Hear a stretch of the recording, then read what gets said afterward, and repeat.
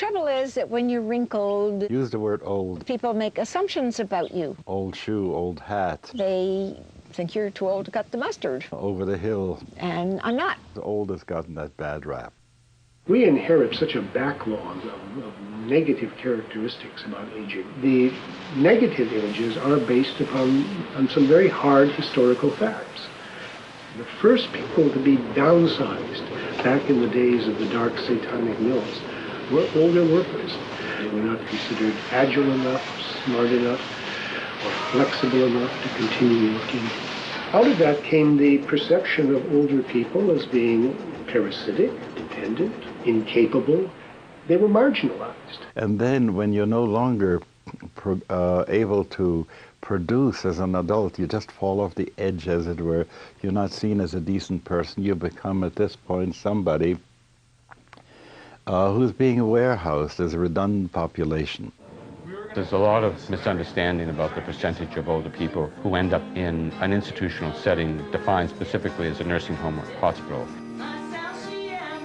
Most people think that a very large percentage of older people are in those settings. But in fact, at any one point in time, it is at best 5%.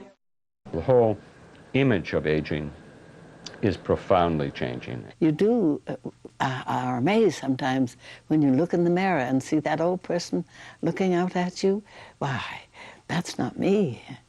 That's not the way I feel. I feel so much younger. It wasn't very long ago that we thought after age 65 life was over.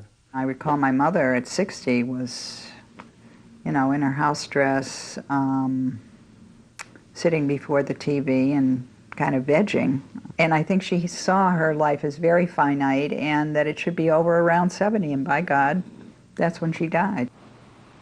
Quite frankly, I feel that I'm still at the tip of my own iceberg, that I haven't really done everything that is there for me to do. I, too, am trying to get rid of the stereotypic view that 60, oops, here it comes. Let's start cutting down, cutting back. I've got to get rid of that. And I work on it all the time, work on my head all the time, but always religiously and probably in a slightly obsessed way. I work out every morning. It's just part of what I do, and it works.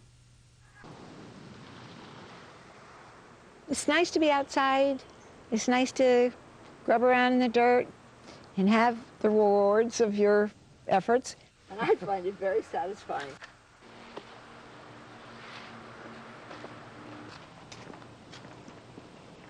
It's nice to build a fire in the middle of winter in your wood stove and you know you cut your own wood. It's kind of nice it's nice to feel self-sufficient. And maybe that's the reason I don't feel old. And I've never felt that there wasn't anything that I couldn't try to do. But it's kind of fun, thinking that you can do anything. I feel healthy when I exercise. I feel happy when I'm exercising. I could take the car. But I have this theory that if you don't keep going, you'll get stiff and you won't be able to and you won't want to and it becomes uncomfortable. So if you just keep yourself in shape and use it, you'll lose it. I mean, if you don't keep yourself in shape, you might lose it. The idea that older people are set in their ways, there's nothing you can do, it's all downhill, it's all uphill, I guess, and there's nothing you can do to change that course is absolutely false.